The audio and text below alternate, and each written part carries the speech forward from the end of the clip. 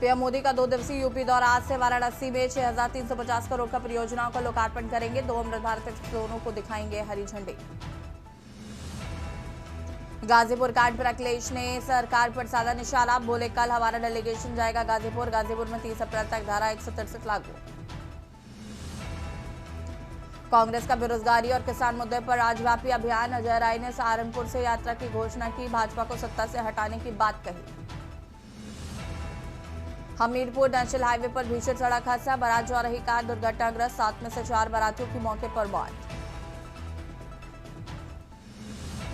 लखीमपुर खीरी में दर्दनाक हादसा, तेज रफ्तार कार ने बाइक में मारी टक्कर, 4 लोगों की मौत, कार चालक समेत 2 लोग घायल। प्रदेश में भीषण गर्मी का कहर जारी, आसमान से बरसती आग, लोगों के लिए बन रही आफत, कई जिलों में लू का सितम। आप देख रहे हैं के न्यूज, खबरों का सारथी। नमस्कार, खबर उत्तर प्रदेश में आप सभी का स्वागत है। बाहू आपके साथ यशु शुक्ला। रुक करेंगे खबरों का, लेकिन उससे पहले आपको ले चलता है लखनऊ। मुख्यमंत्री योगी आदित्यनाथ क्या कुछ कह रहे सुनते हैं। मोबाइल फॉरेंसिक लैब पूरी मुस्तैदी के साथ कार्य कर रही है। उसमें ट्रेन्ड मैन पावर हो जो सैंपल कलेक्ट कर सकें, टेक्नीशियंस हो, ये सभी उसमें तैनात किए गए। यानी ये नए उत्तर प्रदेश की वह कथा है जहां पुलिस केवल कानून व्यवस्था को और गुंडा मुक्त और दंगा मुक्त या माफिया मुक्त प्रदेश ही नहीं मारी है, बल्कि भारत की इकोनॉमिक ग्रोथ में भी उत्तर प्रदेश अपनी भूमिका का निर्वहन कर सकता है। इसमें अप्रत्यक्ष रूप से उत्तर प्रदेश पुलिस का योगदान हो रहा है, क्योंकि कानून का राज विकास की पहली गारंटी होती है और कानून के उस राज के अंदर ही आज निवेश के लिए देश और दुनिया का हर बड़ा निवेशक यूपी के अंदर आ रहा है। आधुनिक इंफ्रास्ट्रक्चर यहां आसानी से किसी भी क्षेत्र में हम स्थापित कर लेते हैं, कहीं कोई संकट नहीं है। ये चीजें दिखाती हैं, करने की इच्छा शक्ति हो, अपने आप ही परिणाम सामने आते हैं, और वो परिणाम आज इस रूप में हम सबके सामने देखने को मिल रहे हैं।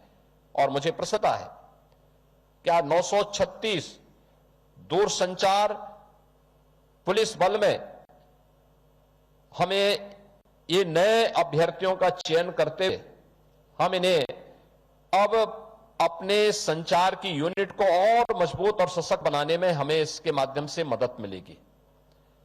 अगले 8 महीने आपकी ट्रेनिंग के महत्वपूर्ण होंगे, और मैं उसके लिए कहूंगा कि वास्तव में ट्रेनिंग में किसी भी पुलिस बल से जुड़े हुए कार्मिक को अपने को हमेशा फिट रखना पड़ेगा।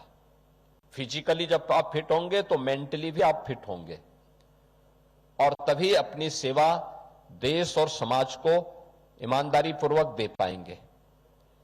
कम्युनिकेशन किसी भी व्यवस्था का एक सशक्त पार्ट होता है, वो जितना सशक्त होगा उतनी ही पुलिस या फोर्स सशक्त होगी, सटीक कार्रवाई कर पाएगी, आम जन को और एक आम नागरिक को उतनी ही राहत दे पाएगी। और आपकी भूमिका एक प्रकार से उनके लिए उस राह को बनाने के लिए एक महत्वपूर्ण पहल आपके स्तर पर होनी है। इन 8 महीनों की जो आपकी ट्रेनिंग होगी, अब उसमें इस सामान्य वाकी टॉकी से आगे चल करके कैसे इस फील्ड में उत्तर प्रदेश पुलिस दूरसंचार बल ने नई प्रगति की है, उसको जानने, सीखें और नए दौर की स्मार्ट पुलिसिंग में दूरसंचार बल किस रूप में अपनी भूमिका का निर्वहन कर रहा है, इसको न केवल वहां ट्रेनिंग लेने बल्कि उसको बाद में फील्ड में प्रभावी ढंग से लागू करने में भी आपकी एक बड़ी भूमिका होगी। आज के इस अवसर पर जब आप सबको यह नीति पत्र प्राप्त हो रहा है, मैं आप सबसे इस बारे में कहूंगा कि अगर आपको किसी को सिफारिश कराने की नौबत नहीं आई,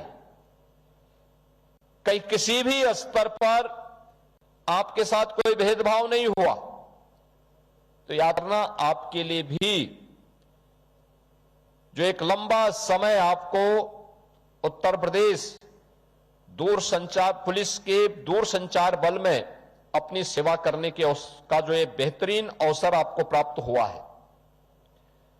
आपने देखा होगा कुछ सक्सेस स्टोरी यहां पर इस पूरी भर्ती के बारे में कुछ अभ्यर्थियों के द्वारा व्यक्त किया गया। उनकी अभिव्यक्ति इस बात को बताती है कि वे चाहते थे कि हां, वे भी और उनके परिवार के लोग भी चाहते थे कि उनकी भर्ती हो, ईमानदारी से उनकी भर्ती हो जाए। भर्ती ईमानदारी पूर्वक और निष्पक्ष तरीके से संपन्न हुई। तो आपका भी दायित्व बनता है, जिस प्रकार का माहौल आज ये डबल इंजन सरकार ने आपको उपलब्ध करवाया है, उसी नियत के साथ, उसी ईमानदारी के साथ, उसी पारदर्शी तरीके के साथ आपको उत्तर प्रदेश पुलिस बल के माध्यम से अपनी सेवा देकर के राष्ट्र के प्रति अपने उत्तरदायित्वों का निर्वहन करने में योगदान देना है। याद रखना, हर भारतीय नागरिक जब ईमानदारी पूर्वक अपने अपने फील्ड में जाकर अपने अपने क्षेत्र में ईमानदारी पूर्वक अपने कर्तव्यों का निर्वहन करेगा, तब विकसित भारत की वह परिकल्पना साकार होती है जो प्रधानमंत्री मोदी जी ने अमृत काल में भारतवासियों को दिया है। तो विजन उन्होंने पूरे भारतवासियों के सामने रखा है। किसी व्यक्ति, किसी जाति, किसी मत, किसी मजहब की अहंकार या उसकी स्वयं की कोई व्यक्तिगत इच्छा राष्ट्र से बढ़कर के नहीं हो सकती, राज्य से बढ़कर के नहीं हो सकती है। हम सबको अपने देश के बारे में, उसकी सुरक्षा के बारे में, राष्ट्र की स्वाधीनता को लंबे समय तक हर नागरिक उपभोग कर सके, इसके बारे में एक अवसर प्राप्त हुआ है। याद करिए, आज इस पूरी प्रक्रिया में जिस निष्पक्षता के साथ प्रक्रिया संपन्न हुई, आज से 9 वर्ष पहले संभव नहीं था।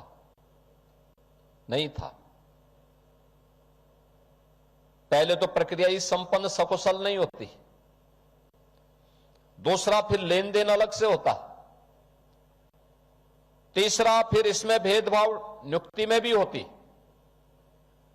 आज व्यक्ति की क्षमता है तो कोई उसको आगे बढ़ने से नहीं रोक सकता। इस प्रकार का वातावरण प्रदेश के अंदर तैयार किया गया है और इसी प्रक्रिया को ध्यान में रखना होगा। नियत, शुद्ध नियत के साथ हम सबको, आपको, प्रदेश को आज यही बीमारू प्रदेश जैसे सामूहिक प्रयास हुआ है, अब भारत का ग्रोथ इंजन बनकर के उभरा है। अब बीमार नहीं है, अब तो भारत के विकास में ये भी अपना योगदान दे रहा है। हम भी उसमें अपना योगदान देने के लिए तत्पर हों, इस विश्वास के साथ 936 उत्तर प्रदेश पुलिस दूरसंचार बल के आप सभी नवनियुक्त अभ्यर्थियों को मैं हृदय से बधाई देता हूं, अपनी शुभकामनाएं देता हूं। आपकी एक सफल प्रशिक्षण के लिए भी अपने मंगल में शुभकामनाएं देता हूं और विश्वास करता हूं कि सब उत्तर प्रदेश पुलिस बल का हिस्सा बनकर के उत्तर प्रदेश के अंदर बेहतरीन करने में सफल होंगे। आप सबके प्रति मेरी मंगल में शुभकामनाएं हैं। धन्यवाद। जय हिंद।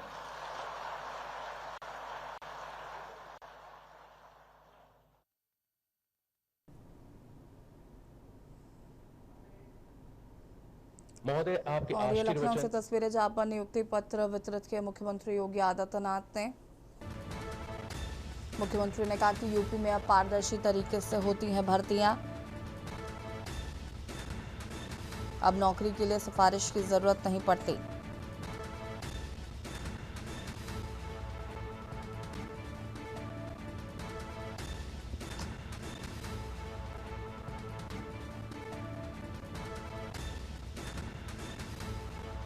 लखनऊ से मुख्यमंत्री योगी आदित्यनाथ नियुक्ति पत्र वितरित किए मुख्यमंत्री ने।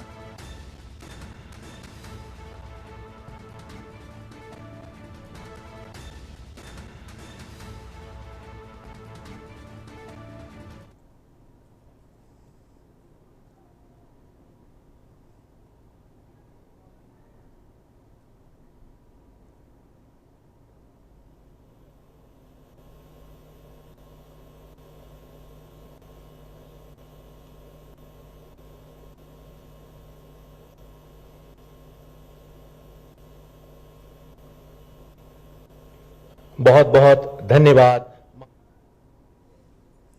और बदायूं से खबर आपको बता देते हैं, जहां पर राधिका नर्सिंग होम मामला पहुंचा लखनऊ। प्रसूता से अमानविता नवजात की मौत पर जांच के आदेश। डीएम और सीएमओ से शासन ने रिपोर्ट तलब की है। 3 दिन में डीएम को जांच रिपोर्ट देने के निर्देश दिए गए हैं। स्वास्थ्य विभाग ने भी अलग से रिपोर्ट मांगी है।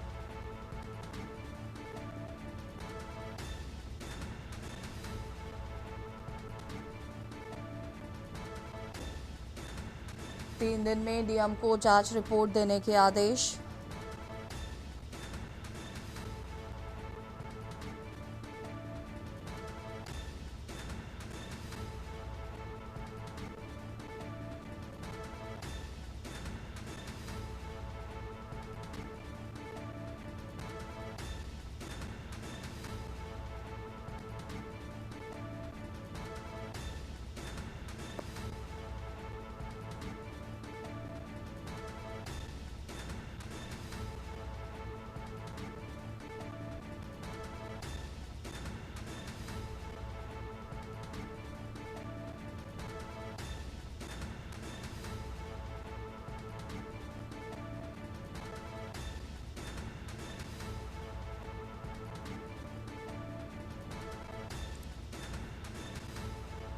राधिका नर्सिंग होम मामला पहुंचा लखनऊ।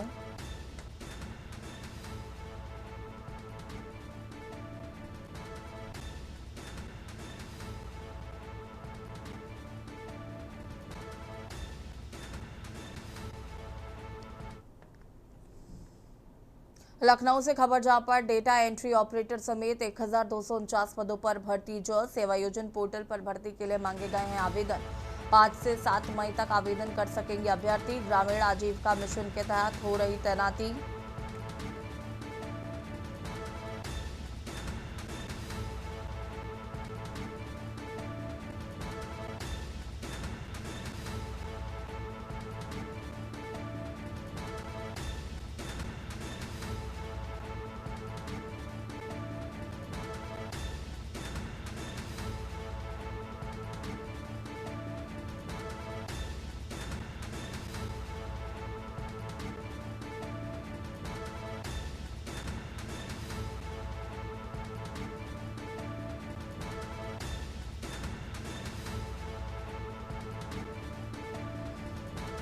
डेटा एंट्री ऑपरेटर समेत 1249 पदों पर भर्ती। सेवायोजन पोर्टल पर भर्ती के लिए मांगे गए हैं आवेदन।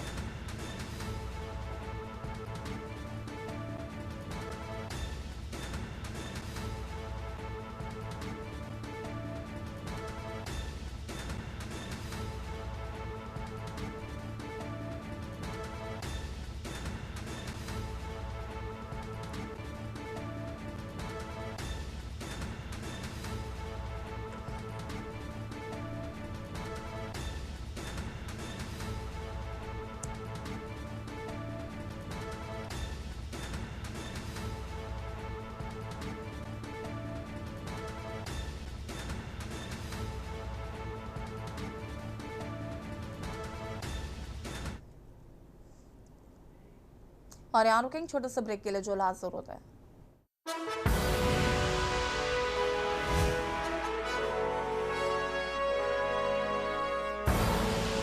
आप देख रहे हैं के न्यूज, खबरों का सारथी। ब्रेक के बाद एक बार फिर से आप सभी का स्वागत है। लखनऊ से खबर, जहां पर आईएएस रिंकू सिंह राही ने वापस लिया इस्तीफा। काम न मिलने पर दिया था इस्तीफा। समाज कल्याण अधिकारी पद की मांग कर रहे थे। इस्तीफा सोशल मीडिया पर वायरल हुआ था। जल्द मिल सकती है नई तैनाती।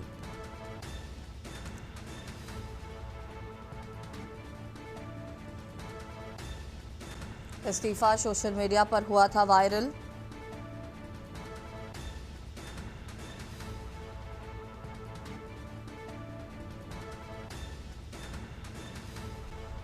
काम न मिलने पर दिया था इस्तीफा।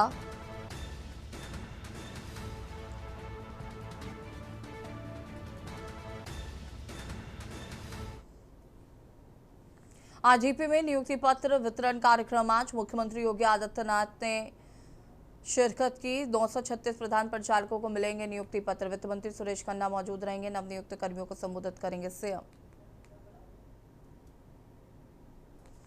आईजीपी में नियुक्ति पत्र वितरण कार्यक्रम।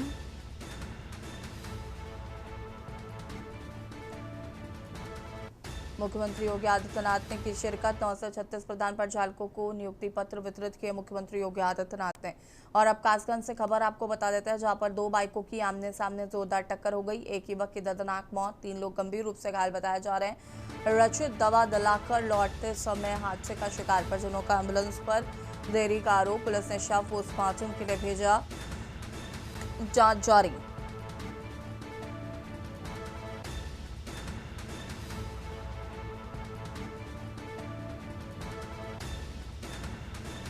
परिजनों का एम्बुलेंस देरी से आने का आरोप।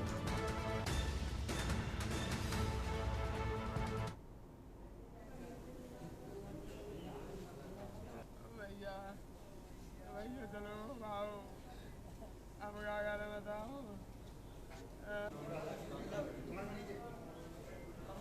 मौत ये 3 लोग जा रहे थे बाइक पर दवाई लेने। एक हमारा भांजा था, एक हमारी बहन थी, और ये उधर से दवाई लेके आ रहे थे रिटर्न में कादरगंज से, और इधर से सिकंदरपुर से 2 लोग बाइक पर थे, वो दारू पिए थे, दारू के नशे में थे। उन लोगों ने इसकी तरफ ही जाके टक्कर मारी है। उसके बाद उसके गांव वाले आ गए और उसको उठा ले गए। हमारे मरीज को नहीं देख रहे, हमारे मरीज को चोट लगी है, क्या हुआ क्या नहीं हुआ, अपने को देखा और अपने को लेके चले गए। वो लोग बिल्कुल सेपरेट हैं, उनके बिल्कुल चोट भी नहीं आई है। और हमारे एक मरीज कासगंज के लिए रेफर कर दिया और एक हमारे यहाँ एक्सपायर हो गया गंजनवाड़ा।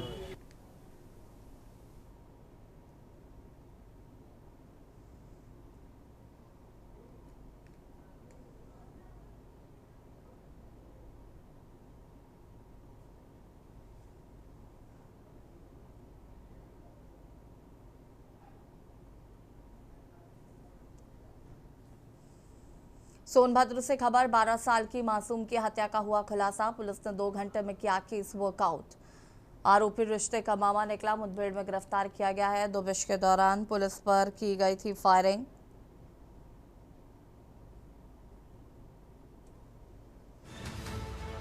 जवाबी कार्रवाई में हुआ घायल। म्योरपुर थाना क्षेत्र का मामला, जांच जारी। सोनभद्र से खबर। 12 साल की मासूम की हत्या का पुलिस ने किया खुलासा।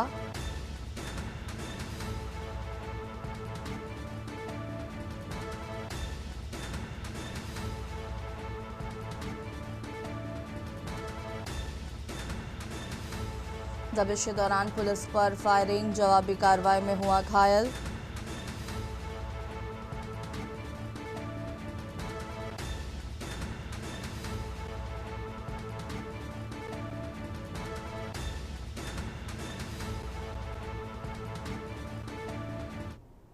एक 12 वर्षीय बालिका का ग्राम झरेल टोला अंतर्गत थाना म्योरपुर में शव प्राप्त हुआ था। इस सूचना पर एसओजी टीम, सर्विलांस टीम तथा उच्चाधिकारियों द्वारा बनाई गई 2 स्पेशल टीम्स ने मात्र 2 घंटे में इस घटना का सफल अनावरण कर दिया था तथा दीपक कुमार सन ऑफ नंदलाल का नाम प्रकाश में आया था। इसमें यह भी संज्ञानित करना है कि अभियुक्त जो है वो बालिका का दूर का मामा लगता है। बुलंदशहर से खबर। अनाज से लदा ट्रक पलटा, तेज रफ्तार कार को बचाने में हुआ बड़ा हादसा। जीटी रोड पर यातायात प्रभावित, रूट डायवर्जन लागू। स्थानीय लोगों ने रिफ्लेक्टर बोर्ड की कमी पर सवाल उठाए हैं। बुलंदशहर से खबर। जीटी रोड पर यातायात प्रभावित, रूट डायवर्जन लागू।